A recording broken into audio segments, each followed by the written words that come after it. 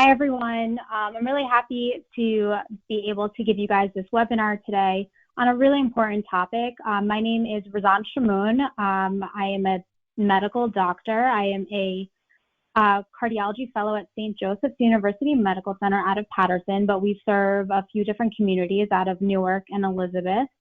And this coming July, I'll be starting a second fellowship in interventional cardiology, and this is a really important topic for females and the women in our lives. So I really want to talk to you guys about risk factors for cardiovascular disease in women.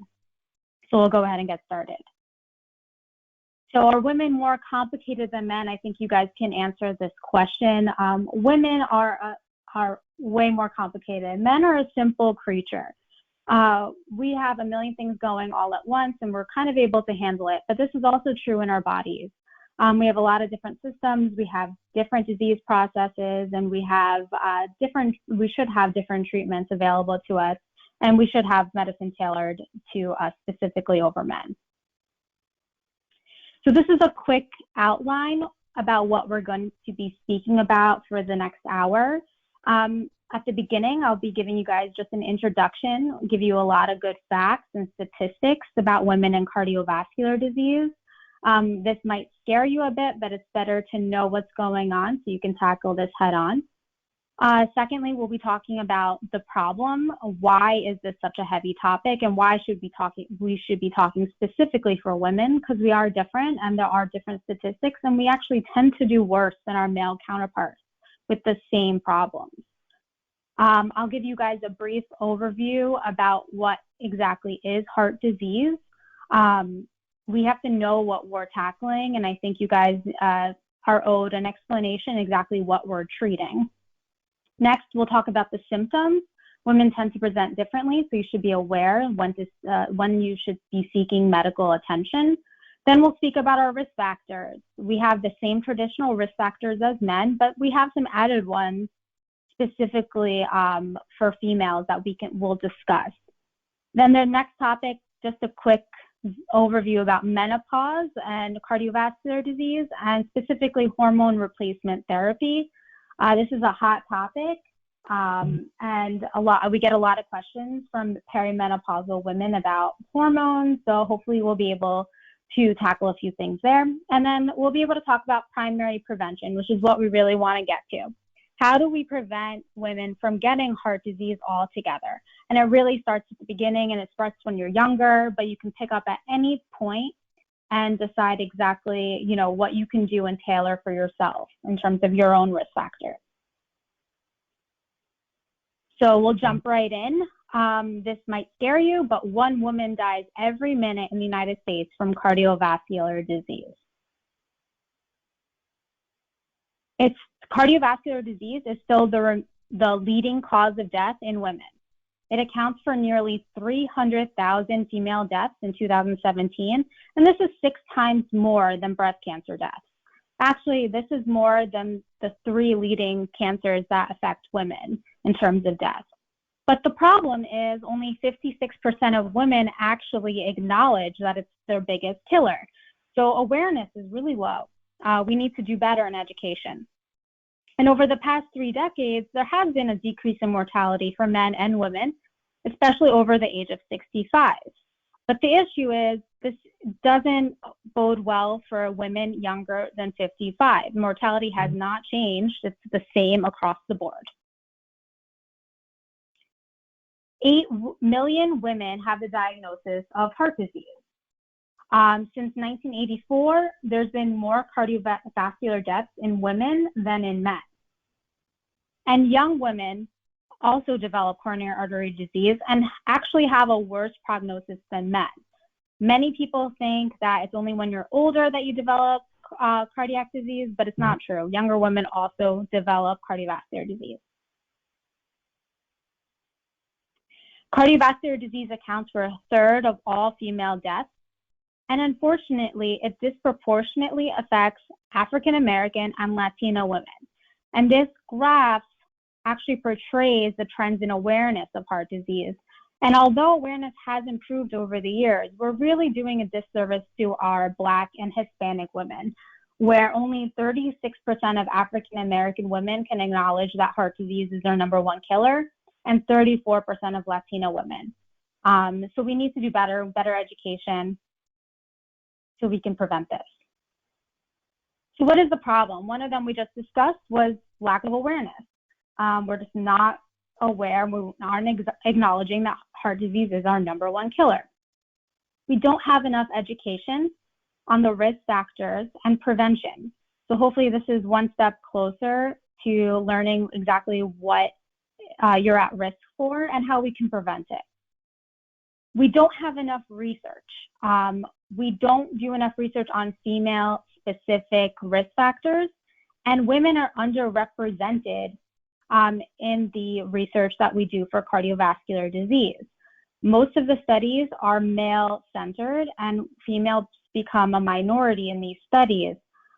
So we just don't have enough facts on what is going on with women specifically. We also have unique presentations. They're called quote unquote atypical symptoms, which I don't like. We just present a little differently than men, and we shouldn't be punished for it. So since we present a little differently, we might not have typical chest pain. It becomes a challenge in diagnosis and recognition. So it might delay treatment because you personally don't think you're having a cardiac issue, or the doctor that's seeing you doesn't even think you have a diagnosis of heart disease. So it delays the treatment and becomes more challenging to diagnose women. This leads to under-medication of females. The same problems that men face, women face. So cholesterol, high blood pressure. But the studies show that women are less likely to be given the same medications for lowering cholesterol and controlling their blood pressure. In that sense, we're also undertreated. Women are much less likely to be referred for testing, in non-invasive and invasive testing. And when women have heart attacks, it actually shows that women are less likely to be taken to the cath lab for treatment of the heart attack than men. Then we have a delay in treatment, which goes along with our symptom acknowledgement. And worse, when we delay treatment, you have worse outcomes. And when women are finally diagnosed with heart disease, they're sent less to cardiac rehab. Cardiac rehab is like physical therapy for your heart and has great outcomes. But women are less likely to be referred by their doctors for cardiac rehab, and they're less likely to go. Some of this is centered around women. Women tend to be caretakers. They think about everyone else in their lives other than themselves and put their own health last. So we really need to make it a point to take care of ourselves so we can take care of other people as well. And women with heart attacks or myocardial infarctions are more likely to have complications and increased mortality, yet we are undermedicated, we are undertreated, there is a delay in treatment. So hopefully we can try to do better. And why do we need to fix this? In general, women do worse. With the same risk factors as men, women are doing much worse than them. They're beating us. Diabetic women have a 44% greater risk of cardiovascular disease than similarly affected men. Same men, same diabetics, but we're worse off. Women who smoke cigarettes, although we smoke less than men, have a 25% increased risk of coronary artery disease from smoking compared to men. Obesity. Yes, ladies, not only do we have to look good in a bathing suit, but obesity really increases our coronary artery disease risk more than men. So they can look worse and still do better in terms of coronary artery disease. Women have more angina, so this is chest pain caused from the heart. We have more symptoms in terms of that when we are diagnosed with heart disease, and we have a worse prognosis than men. More importantly, we account for 16,000 deaths, women deaths under the age of 55 years old or younger from ischemic heart disease. This accounts for 40,000 hospitalizations for heart attacks every year, and we have a higher mortality than younger men and older women with acute heart attacks. So younger women, when they have heart attacks, they do much worse. So what is heart disease? So let's go through a few things and try to make these diagnoses clear, and we'll dive right in. So we can categorize heart disease in a few different ways. Coronary artery disease, which I'm sure all of you have heard about, is classified under ischemic heart disease, which basically means that the cardiac muscle isn't getting enough blood supply, so it's almost starved of oxygen. And anything that causes a blockage in any of the plumbing system around the heart can cause ischemic heart disease. So we'll talk a little bit about that. We have heart arrhythmias, which are irregular rhythms that come from the heart. And I'm sure all of you have heard about atrial fibrillation, which puts you at an increased risk of stroke. And it's not just women, but men. And heart failure. Heart failure can be either that your heart muscle in itself is too weak to pump blood out to the rest of your body, or there could be a problem with filling and relaxation of the heart. And we'll talk a little bit about that because it does preferentially affect women at an older age. And then we have heart valve disease. We have 4 valves in our heart, and you can have problems with them as well.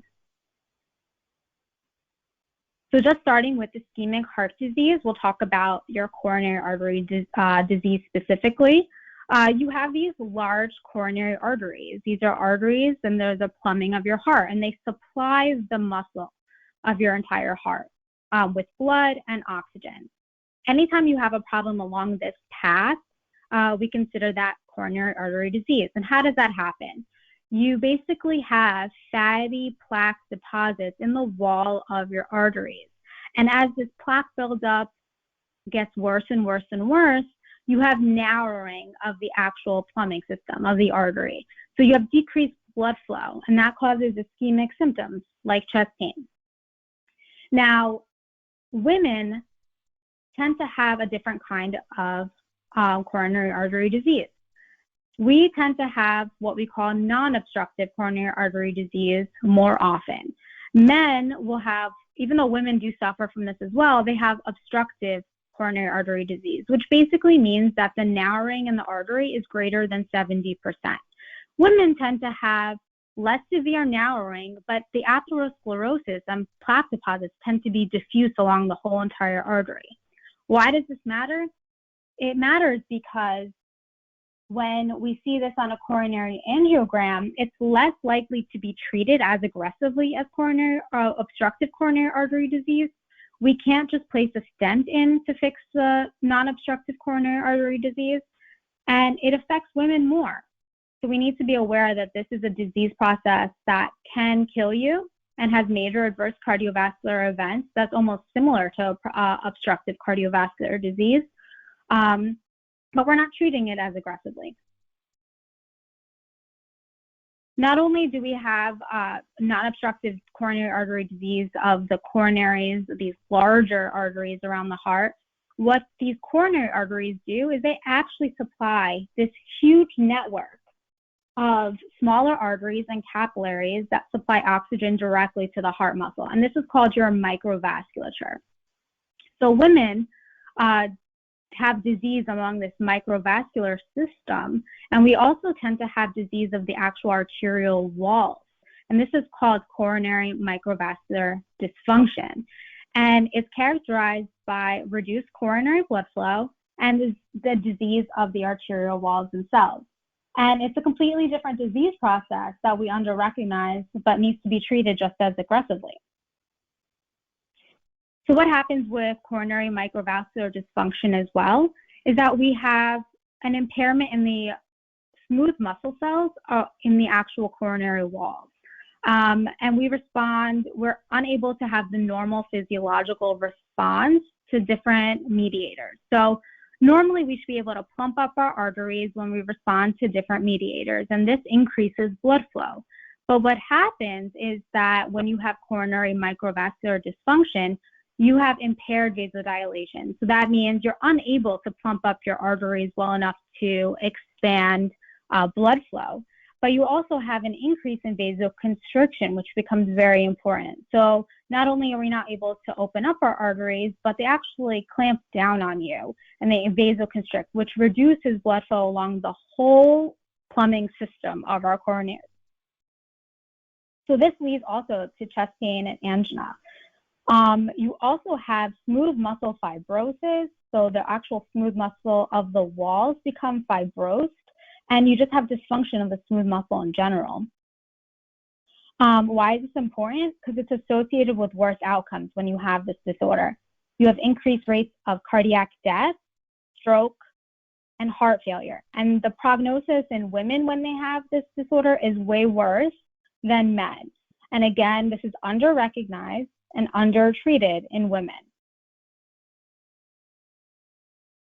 So let's pop over to a really important topic, which is heart attacks in women. So not only are we vulnerable to the regular run-of-the-mill way of getting a heart attack, which is basically a plaque that is sitting in the wall of your artery that becomes what we call vulnerable. So the top of the plaque becomes rips off, so it breaks away, and then what happens is that you end up with a clotting system around that artery. And that can close off your artery 100% or 99% or 80%, which causes severe decrease in blood flow and what we call ischemia, and then you can end up with a heart attack. But women also present in a completely different way. They're more prone to what we call vasospasms. So the same way your muscles can spasm, so can your arteries. So sometimes these vasospasms can be so severe that they cause a heart attack. And they can clamp down on you and cause the same kind of ischemia that a heart attack would. You can also have something called a dissection of a coronary artery. This is a sudden separation of the layers of the coronary arterial wall. Basically, it creates an intimal flap, so it becomes a channel for you to go into the wall of the artery, and then the blood flow ends up going into the wall of the artery, and then that hematoma, or the bleeding into the arterial wall, will expand larger and larger and larger and can close off the artery 90, 80 to 100%, and then causing a heart attack. So this is important because we call this spontaneous coronary artery dissection, and 80% of cases are female, with the average age being 42 years old, with 20 to 25% of cases occurring in the peripartum period, so around pregnancy. So it needs to really be emphasized that, and the doctor needs to have a very high clinical suspicion when they're dealing with this. And not only do they have to be aware, and the patient needs to be educated on what they had, but they need close follow-up, because in a 10-year period, they can have a recurrence rate of about 20%. So we'll pop over and talk about heart failure in women, which is an important topic. So we'll talk about 3 different kinds of heart failure. The first one is something we like to call HFpEF, and what that is heart failure with preserved ejection fraction. In these cases, the heart muscle is not like it's too weak to pump blood, but it actually has a problem with filling and relaxation. And it can cause the same symptoms of different kinds of heart failure, with fluid retention and shortness of breath and fluid filling in your lungs and your legs. This is important because it actually happens in women at an older age, and there's less ischemic causes. So there's no arteries to fix to improve this heart failure. And women are 2 times more likely to get HFpEF than men. And unfortunately, there's no proven treatment. We just treat the underlying risk factors and the water retention. And this actually leads to a worse quality of life after diagnosis. And these patients tend to exhibit more depression. And this is something that preferentially affects women. Peripartum cardiomyopathy, fairly uncommon, but we do need to talk about it. It's when the heart doesn't pump as well as it should, and it develops during pregnancy or in the short period after pregnancy. And this is in women who have no prior heart disease. It's seen in 1 in 3,000 deliveries. It has a higher prevalence for African American women and women aged over 30. Pregnancies where they're already suffering from high blood pressure, or if they're carrying multiple babies. The problem with peripartum cardiomyopathy is that even if you recover post, you're still at risk of developing it again with future pregnancies. So if this happens once, it could happen again. And at that time, we really recommend against recurrent pregnancy. The last one is going to be stress-induced cardiomyopathy, or what we call broken heart syndrome. Yes, ladies, we can literally have a broken heart. So this is characterized by both a problem with heart muscle being too weak and doesn't pump as well, and with filling. And it mainly affects postmenopausal women, and it's triggered by an extreme physical or emotional trigger, like a severe illness or a death of a loved one. And it presents similar to a heart attack, but when we take them to the cath lab, we don't really see much significant coronary artery disease. This usually resolves within a few weeks with some medications, but women who get Takotsubo with stress-induced cardiomyopathy, they still have a risk for recurrence even years after the first event.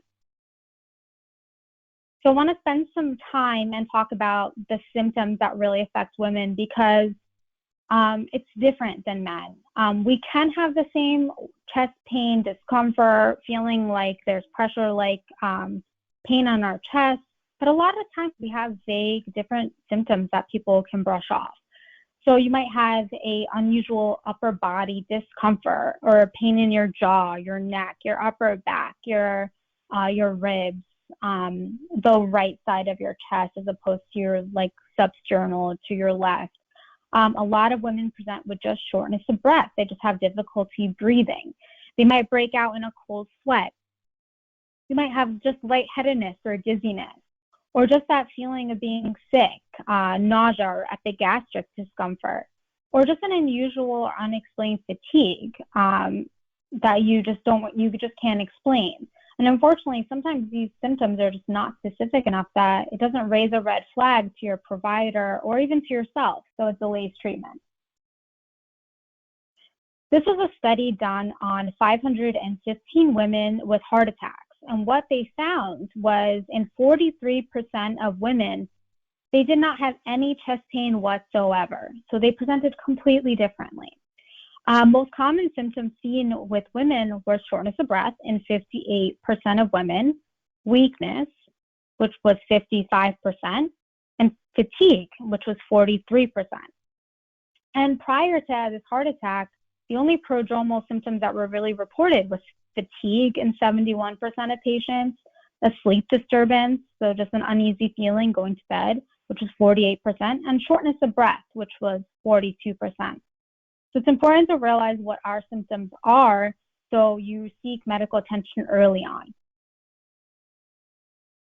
And why is this even more important when we don't present with chest pain? The women who presented without chest pain were actually sicker and did much worse. They tended to have more diabetes. They presented to the hospital later. They had more heart failure symptoms. They had many different kinds. They had a different kind of a heart attack. And they had less timely therapies because the diagnosis wasn't nailed down, because it wasn't the bread and butter symptoms that you come in with. And then these women were given less medications for heart attacks. They were given less blood thinners, less anti-heart attack medications than their male counterparts. And this is the scary part. 64% of women had sudden cardiac death without any prior symptoms whatsoever, which is much higher than men at 44%. And we just have, in general, higher rates of sudden cardiac death. So even no symptoms prior to a heart attack, we need to be aware of our risk factors so we don't get to this point. So here we are. Let's talk about really our risk factors that affect women and men alike at first. So we'll talk about our traditional risk factors. This affects everybody, so this applies across the board. Although, we know that one of these affect women differently, and we'll talk about that. So we'll talk about diabetes, smoking, obesity and being overweight, physical inactivity, high blood pressure, and high cholesterol. So diabetes, it's a very important risk factor. More than 13.4 million U.S. women have diabetes, and that rate is more than double in Hispanic women. And remember, they have less awareness than their white counterparts. There's a threefold excess fatal coronary artery disease risk in women with diabetes compared to non-diabetics. It's a potent risk factor for atherosclerotic disease, and with a greater risk in women than in men. The risk is actually 44% greater in women with diabetes than men with diabetes. So we do worse. Goes along with the same theme. And what's even crazier is pre-diabetic women have greater adverse changes in their metabolic and vascular profile than pre-diabetic men. So even slight elevations in our sugars lead to worse outcomes. Smoking. I don't think I need to hammer this home enough that smoking is terrible for you. But although less women smoke than men, which is an accomplishment, we have a 25% increased risk of coronary artery disease just by cigarette smoking. Also, the combination of smoking plus oral contraceptives or birth control causes synergistic effects, which can cause you to have a heart attack, stroke, or blood clots. Obesity and overweight. This is my least favorite topic because I like to eat. And this is how I feel about the scale almost on a daily basis. But over 2/3 of women are considered overweight or obese in the United States. And this is higher among women than in men. The problem is the impact of obesity on the development of coronary artery disease is greater in women than it is in men. So we've found that obese women have a increased relative risk of coronary artery disease by 64%, as opposed to 46% in women. So not only are we being punished that we don't look okay in a bathing suit, but we have more coronary artery disease when we're overweight or obese. And weight gain, even just modest increase in our weight gain, is a greater atherosclerotic risk factor burden. So even just the slightest increase in weight can have a detrimental effect on your health. Physical inactivity. This is really important for women because we're more inactive than men by most recent surveys. And this increases with age.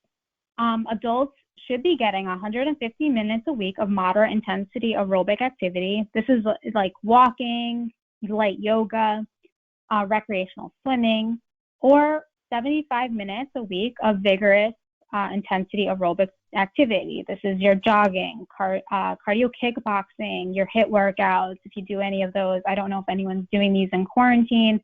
I mean, I've really limited it to like 10 minutes a day. But we shouldn't. We should be doing more. And muscle strength training, which is really actually important for diabetics. So you should be doing muscle strength training for 2 or more days a week. And why is this important? Because higher levels of physical activity lead to lower rates of chronic diseases, including cardiovascular disease, and it helps us live longer. It doesn't just help us live longer, it also makes us happier. So it really reduces our risk of depression and how we're feeling as well. So let's pop over to high blood pressure. So pre-menopause, our estrogens actually help us control blood pressure. So we have less blood pressure problems than our male counterparts before menopause. And then that's why we develop hypertension or high blood pressure actually about a decade after men do. But the problem is after menopause, when we catch up, high blood pressure becomes more prevalent in elderly women than elderly men.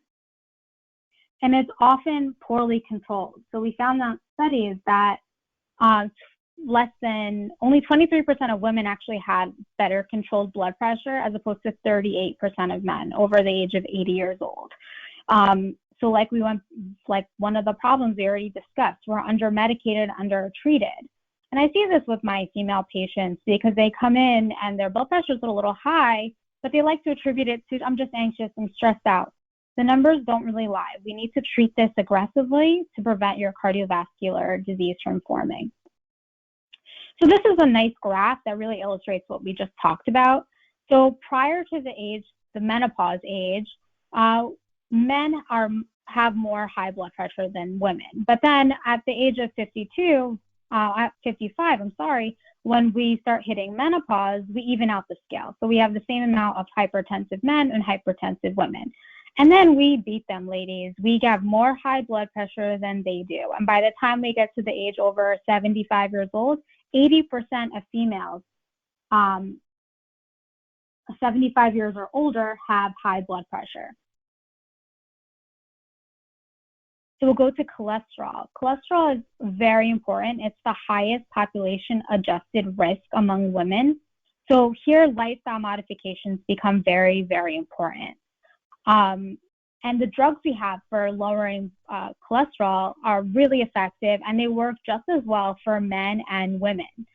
And the new guidelines are great because they actually place an emphasis on risk enhancers for women, like we talked about, like we're going to talk about in the next section, and put us at a higher risk bracket in terms of getting our statins for primary prevention to lower our cholesterol and decrease our risk. But what we found was the CDC data between 2005 and 2012 showed that only 45% of the 78.1 million adults eligible for cholesterol-lowering medications actually took them. So we need to do better in taking our medications. But what's really more concerning is that women are less likely to be prescribed statin therapy. Statins are great. I wish they were in the water. They lower your cholesterol and they really decrease your risk of cardiovascular disease. But they're less likely to be prescribed these medications, and we're doing our women a disservice. So now we'll talk about a few risk factors centered around pregnancy, and these are what we call our non-traditional risk factors. So pregnancy to me in itself is a whole different animal and it's a whole different disease, but it comes with some complications that could really affect your cardiovascular disease in the future. One of them is preterm labor. So if you had your baby before 37 weeks, it's actually an independent risk factor for long-term cardiovascular morbidity and cardiovascular-related hospitalizations, and even worse if you had your baby before 34 weeks. Then we have our hypertensive pregnancy disorders, and these can be classified in one of three ways. Gestational, which is new onset high blood pressure diagnosed within pregnancy after 20 weeks. Chronic, these are patients who already had high blood pressure and get pregnant. And preeclampsia. Preeclampsia is a combination of high blood pressure in pregnancy and organ damage, and we measure this by protein in the urine. So what's important about this is there's a growing consensus that cardiovascular disease risk persists later in life beyond the pregnancy.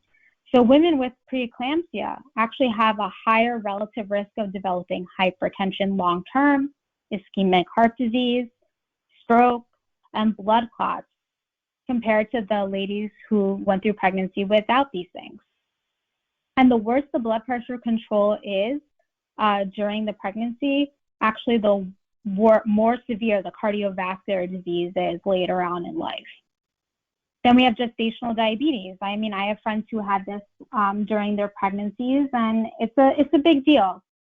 This is when you're diagnosed with diabetes newly during your after your first trimester of pregnancy. Why is this important? Because it increases your risk of developing diabetes by 7-fold. And we already know diabetes is a risk factor for atherosclerotic disease. And even if you don't develop diabetes post-pregnancy, it still doubles your risk of stroke and quadruples your risk of having a heart attack just by having gestational diabetes during your pregnancy. And unfortunately, we have to talk about this, but a bad risk factor is persistence of weight gain after pregnancy. Weight at 1 year postpartum is a stronger predictor of the likelihood of being overweight 15 years later than the weight that you gain during the pregnancy itself. Pregnancy is the only time you're allowed to gain about 20% of your body weight, but I guess we get punished if we don't lose that weight quickly. You actually end up with an adverse cardiometabolic profile, and that emerges as early as 1 year postpartum. And you can really fix this by losing your weight within an earlier period, between the 3 and 12 months post-delivery. So we'll talk about our non-traditional risk factors as well. So autoimmune diseases, these are inflammatory conditions, and they're known to be associated with increased mortality in both men and women as a consequence of atherosclerotic cardiovascular disease, specifically rheumatoid arthritis and lupus, and even psoriatic arthritis. I know I don't have that written there. But rheumatoid and lupus preferentially affects women. In rheumatoid, for every 1 man who has rheumatoid arthritis, 2.5 women have it. In lupus, for every 1 man that has lupus, 9 women have lupus. So this obviously, it really affects women more. And they have a predisposition to developing what we call accelerated cardiovascular disease. So the atherosclerosis in these patients just develops much faster and is more aggressive. So patients with rheumatoid arthritis actually end up having a 2 to 3 times higher risk for heart attacks and a 50% higher risk for stroke. Lupus has a 9 to 50 times higher risk of heart attacks than the general population. And it's really important to be aware of these things, and your doctor should be aware of your comorbid conditions. So we'll talk about radiation and chemotherapy for breast cancer. I'm sure everyone here knows at least one person that has had breast cancer. Radiation and chemotherapy are pretty common. Radiation to the left breast actually increases your risk for ischemic heart disease more than just to your right breast, but both any exposure to the heart can increase your risk for ischemic heart disease. And this risk can be up to a few years after radiation to up to 20 years after radiation. And we actually suggest non-invasive testing for coronary artery disease as early as 5 years to 10 years post-radiation because it is an independent risk factor. Radiation can also affect your heart valves themselves. Chemotherapy is a little different because certain breast cancer chemotherapies can be toxic to the heart. And the higher the dose of the chemotherapies, the more toxic effects it can have. And this can lead to heart failure. And this requires constant surveillance by your cardiologist that you were referred to before every chemotherapy session or after. And really, we have to be aware that this can cause issues with your heart, which can be longstanding even after your breast cancer is cured. Depression. Over the last few years, we really noticed that depression is prevalent and it's an increasing risk factor for coronary artery disease. And it's been associated with unfavorable outcomes for after a person has a heart attack or a cardiac event. And this preferentially affects younger women, so we need to be aggressive in addressing it. So let's touch upon menopause and cardiovascular disease. We get a lot of questions about menopause, hormone replacement therapy, so we'll try to address those right here. So menopause. So pre-menopause, we like to say women are protected to their age-matched men. The older thinking was that estrogen was the actual protective hormone, but now we know it's a lot more complicated. But as we get older after menopause, the sex gap narrows and we end up doing just as bad as men, if not worse. So since cardiovascular disease risk increases after menopause, there was a theory that hormone replacement therapy could reduce your risk of heart disease. So the Women's Health Initiative underwent this study, which studied about 16,000 women that were postmenopausal, ages 50 to 79, and they gave them hormone replacement therapy. And they stopped this study after 5.6 years, but what they found was hormone replacement therapy actually increased the risk for heart disease by 29%, increased stroke by 41%, increased blood clots, and increased their breast cancer risk in 26% of patients. The one thing that it really helped with was it reduced hip fractures and colon cancer. So the conclusion was to not give any kind of hormone replacement therapy in postmenopausal healthy women. And this is basically just a chart outlining exactly what we talked about. There's more coronary heart disease, stroke, breast cancer, and blood clots in patients who are receiving hormone replacement therapy post-menopause. And at this point, well, what can we do about women who had a hysterectomy? Because we found that patients with surgical menopause actually demonstrated an increased risk of developing premature cardiovascular disease, low bone density, and increased cognitive impairment. So what about these women? Can we give them estrogen? So this study with the Women's Health Initiative with just estrogen found that there was a 9% reduction in heart disease, but there was an increase in stroke and blood clots and no change in cancers. But what was interesting is when you break it down by age, you still have, in the younger age group, 50 to 59, there is a reduction, a 37% reduction in heart disease and 11% reduction in stroke. So what this led us to believe is that women who had a hysterectomy younger in life should be given estrogen alone up until the age of their normal menopause. But after the age of 60, you have an increased risk of stroke, and that heart disease benefit really disappears. So it's only for a short period of time until your normal menopausal age, and then it should be stopped. But what's the consensus with hormone replacement therapy and menopausal symptoms? Well, we like to say that it should be the lowest effective dose for the treatment of your symptoms, and it should be only within the 5-year window after menopause in the absence of any contraindications. And it should never be prescribed just to prevent cardiovascular disease. As a cardiologist, I don't promote hormone replacement therapy at all, because unless you have a very vivid workup on your breast cancer risk, on your cardiovascular disease risk, and it should really be conferred with your cardiologist and your primary care doctor. I know, menopausal symptoms can be absolutely horrible. So if you really need them, then it has to be done with caution and monitored really closely. So let's talk about the nitty-gritty, the primary prevention for these patients. So what can we do ourselves to decrease our risk?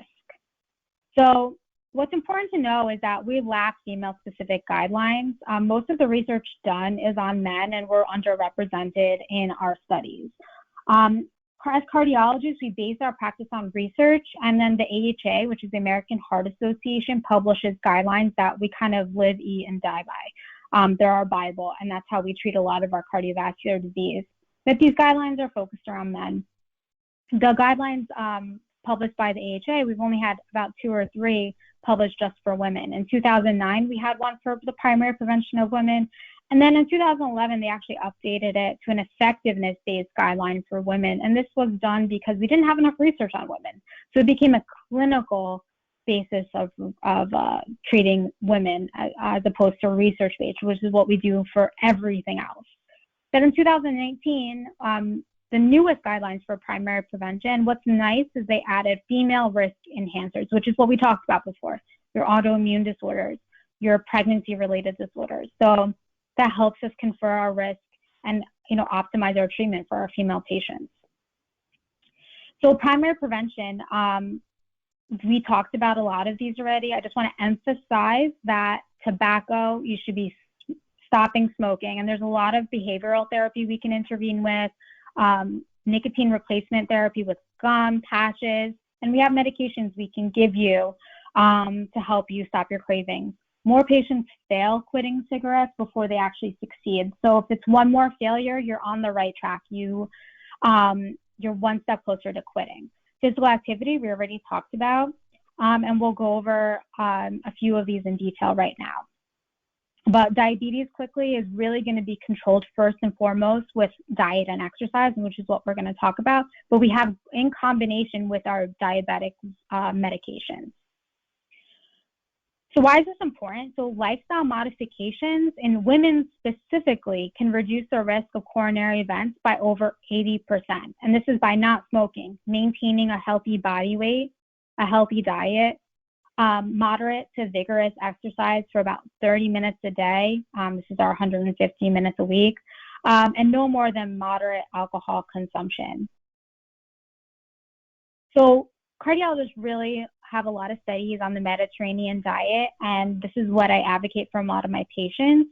And the bulk of your diet should really be composed of vegetables and fruits and whole wheat grains, olive oil, beans, nuts, legumes, and seeds.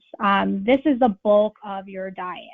Twice a week, you're allowed fish and seafood, and then less and less of poultry, eggs, cheese, and yogurt. And if you can cut this out completely or just much less often, is your treats, which would be your red meats and your sweets. In terms of alcohol, unfortunately, women are only allotted 1 drink a day. In terms of cardiovascular disease health, men are allowed 2. So I have a bone to pick with the American Heart Association with that, but that is a recommendation. So 1 glass a day for heart health or less. We do have studies on plant-based diets, which are newer, and they do reduce the risk of cardiovascular disease. But I want to point out that's actually the bulk of the Mediterranean diet. Your meat should be a lot less than everything else. So it's really a similar diet. So this brings us to being obese and overweight. We already talked about how important it is to maintain a normal body weight. Obesity is defined as a BMI greater than 30 kilograms per meter squared. And being overweight, your BMI is between 25 and 29. And it's important because more women are obese than men, and 2/3 of women in the US are obese or overweight. And this is important because it's associated with high blood pressure, high cholesterol, physical inactivity, and insulin resistance, which we've already talked about are major risk factors for cardiac disease. More importantly, women who hold their weight in their abdomen are more at risk. So taking your measurements are important. If you tend to be that woman that holds more weight in their stomach than in their hips and their butt, unfortunately, you do worse. Because this tends to be a more active fat that goes directly to your bloodstream. So taking your measurements along with your BMI becomes also really important. And if you do need to lose weight, you have to focus on a low-calorie diet. You have to count your calories, and you have to calculate with your doctor or your nutritionist what would be the ideal calorie intake for yourself in order to lose that weight and help yourself. Next, we'll talk about high blood pressure. High blood pressure is a very important diagnosis, and we have to take it seriously. So anytime you have a blood pressure above 130/80, and this is on 2 separate readings, you should be placed on blood pressure lowering medications, which are great. We have a whole bunch of them, and they can control your blood pressure really well. But on top of it, you not only have to take medications, but you really have to do important lifestyle changes. And these really make a difference. So if you notice, this is a busy chart, but it really is just a healthy diet, reducing your sodium, increasing your potassium if you can, and physical activity with moderation of alcohol. So it's really important if you have high blood pressure to stick to a DASH diet. And this is basically your Mediterranean diet with low sodium and low fat. And this makes your biggest change in patients who have high blood pressure. You will drop about 10 to 11 points in your blood pressure just by changing your diet. And we say weight loss, if for every 1 kilogram drop in your weight, you end up having a 1-point drop in your high blood pressure. You also should be reducing your dietary sodium. This is referred to as salt in our diet. Ideally less than 1,500 milligrams a day. But the aim should be for 1,000 milligrams a day. And this is you reading the packaging and being very aware. And you'll have a 5 to 6 point drop in your blood pressure. Before you start increasing your dietary potassium, you really should talk to your doctor first, because if they have you on medications that change your potassium, it's important to talk to them about enhancing your dietary potassium before you do this in your own diet. And physical activity, which we talked about. This is very specific in decreasing your blood pressure, but if you could just get in those 150 minutes a week, which is what's recommended, you're really going to drop your blood pressure. And this is one of the few things that will help drop your diastolic blood pressure, which is that lower number, and it's very hard to control with medications. And importantly is to keep your alcohol consumption to a minimum. Unfortunately, again, women are only allowed 1 drink daily, so I'm sorry if I ruined your happy hour today. But 1 drink daily is really the recommendation, and it helps with your blood pressure. It'll drop by 4 points each. So aspirin, let's jump to this. It's been controversial in the last couple of years because a lot of recent studies have shown it's not as beneficial for primary prevention as we once thought. We used to give this to everyone, like take a baby aspirin, it'll help you, give it to our dogs. But now the recommendations really have changed. It could be considered for high-risk patients between the ages of 40 to 70, but aren't at an increased risk of bleeding. So we can give low-dose aspirin, but we shouldn't give it routinely to patients above the age of 70 years or older for primary prevention. And we shouldn't give it to anyone for primary prevention who have an increased risk of bleeding.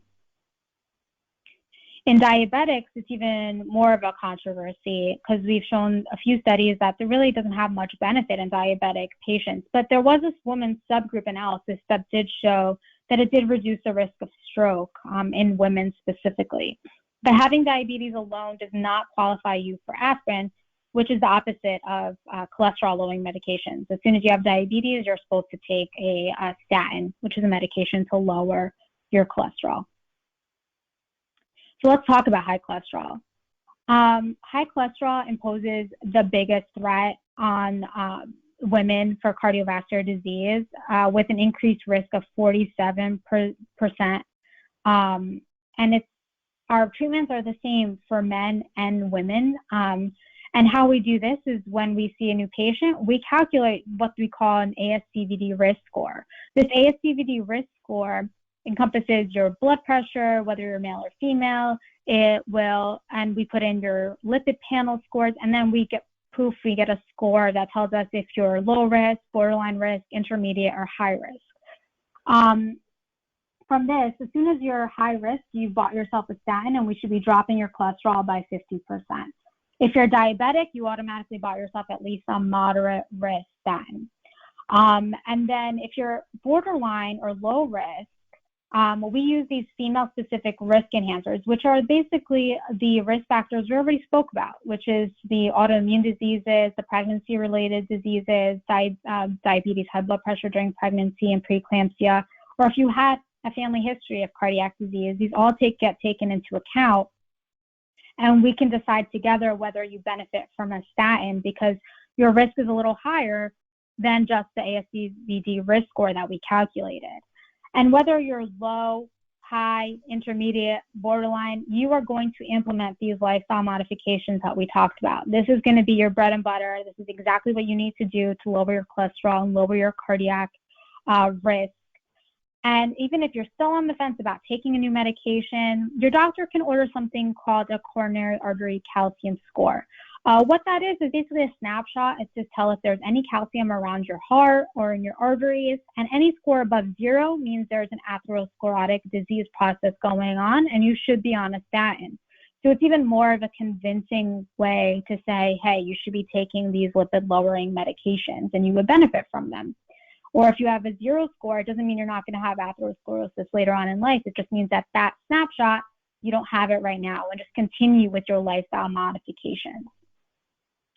So in conclusion, 40% of women have heart disease by the age of 50. So it's not just older women, younger women are affected. We should know our symptoms, and I really hope you got them out of this lecture. And hopefully that prompts you to seek medical attention, see at least a primary care doctor, and hopefully they refer you to a cardiologist. Hopefully you have the tools now to manage your own risk factors, and you can work together with your doctor because it takes both of us, medications, and you guys changing your lifestyle and, helping us help you.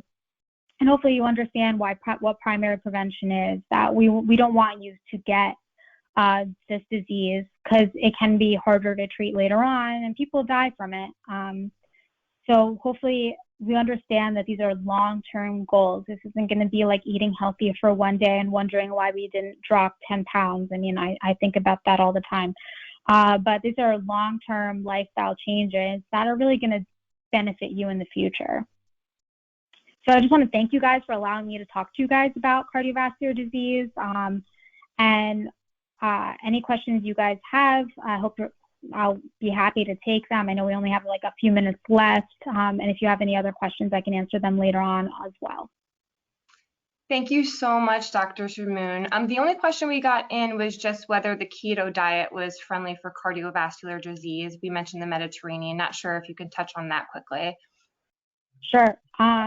Yeah, that's actually a question we get pretty often. I don't like the keto diet for cardiovascular disease. If you have just the goal of losing weight, then it does work. I mean, I've seen miracles from the keto diet. But if you have a higher risk for cardiovascular disease, it actually shows a worse outcome with keto as opposed to your plant-based or Mediterranean diet. So it's kind of similar to how we were with Atkins. Atkins drops a lot of weight for a lot of people, but it increases your risk for cardiovascular disease. We don't have a lot of studies on it, but that's what the latest studies do show. Awesome. You know, when we mentioned this topic to some people in our P.O.W.E.R group for this upcoming webinar, people were really taken aback about how heart disease really impacts women. I don't think people were aware. So not only was this, you know, extremely informative, but it was important information for us to know to raise our awareness. So Dr. Shamoon, thank you so much for giving us an hour of your time today in your busy schedule to kind of enlighten us on these important facts. We really appreciate it, and we hope that you know, we can do something like this again in the future. Yeah, sure, anytime. And everyone stay safe, and I'm happy to help anyone. If you have any further questions that you come up with later on, let me know. Thank you again. Have a great day. You too.